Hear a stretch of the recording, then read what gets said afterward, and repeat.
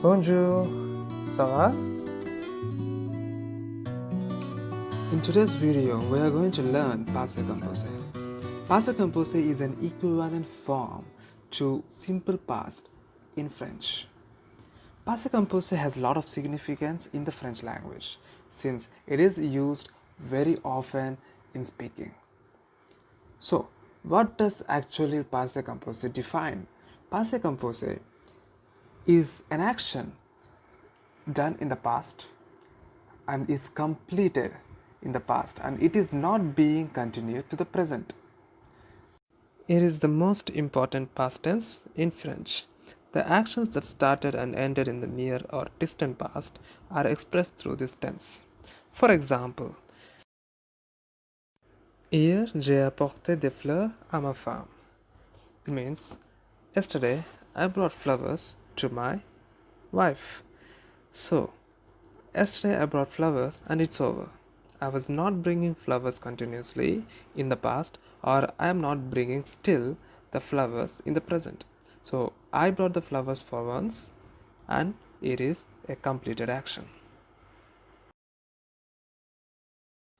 Now let's get down to business. How do you construct a phrase which is passé composé? So I will write the syntax for you now. Sujet.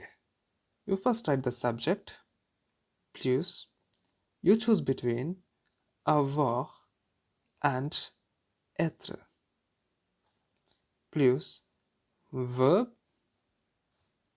The verb is in the form of participe passé, and this is for the complete rookies. This is main verb. This one is main verb. This one, le verbe auxiliaire, that is the auxiliary verb.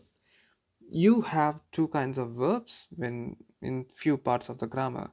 That is, one is auxiliary verb, which helps you to determine that it is in the past tense. This makes this a passé composé phrase. This avoir or this être makes this phrase a passé composé phrase. But this verb is a main verb which actually defines the meaning of the phrase, actually gives this phrase a complete sense. Now let's take an example. Tu as mangé du pain. So this is a passé composé phrase. Now in this phrase, you can observe that there are two verbs, a, manger. As we've seen in the syntax, this one is the verb auxiliaire, the auxiliary verb. And this one, as I told you, it is a main verb. Now, if I remove this, just consider this case. If I remove this verb out of this phrase, that doesn't change anything. This phrase still, the meaning of the phrase is still the same. So, tu manges du pain. Yes, it doesn't sound right grammatically. It's not for the French speakers, for the people who already know French. So it makes no sense. Tu manges du pain is just a phrase which is wrongly constructed. Tu manges du pain might not be grammatically correct, but it gives you the same sense as tu as mangé du pain. So that's why we call this verb an auxiliary verb, a very insignificant verb. But still, this phrase needs the auxiliary verb to make this a passé composé phrase. And on the other hand, manger is the main verb, and without manger, this phrase has no meaning. The next thing to be concerned is how do you choose between avoir and être? So this one is based on the main verb. There is a certain list of verbs for which you use être. Okay, so we are going to talk about those verbs too. Mr.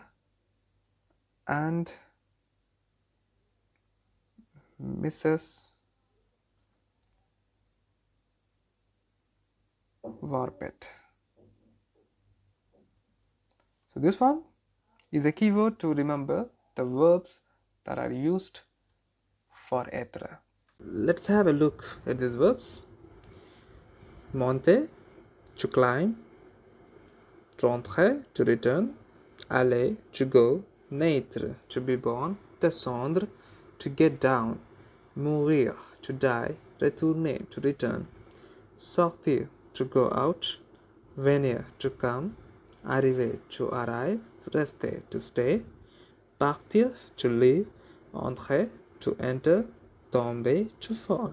So this list here, for this list alone, you're going to use être. And also for the verb pronomino.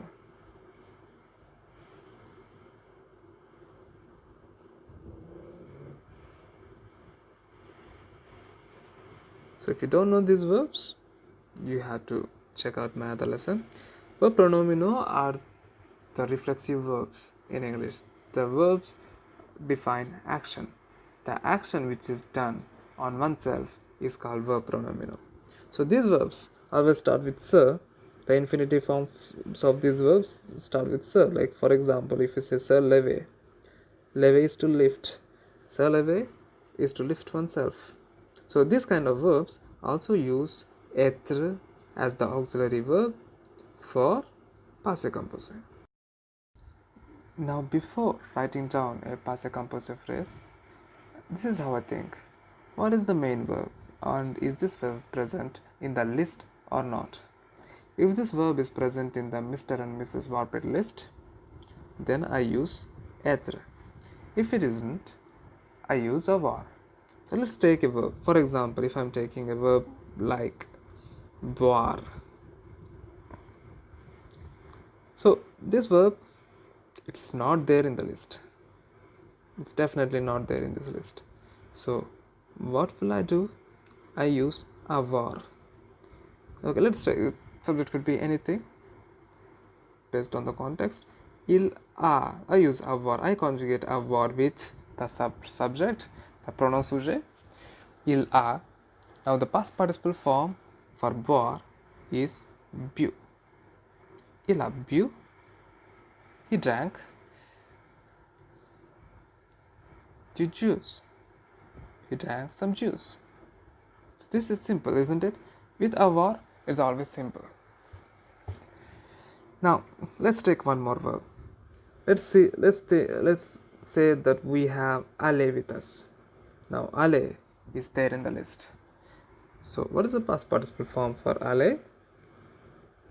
Ll, accent aigu. Now here I am going to use être because this aller verb is present in the list. Je suis allé en France.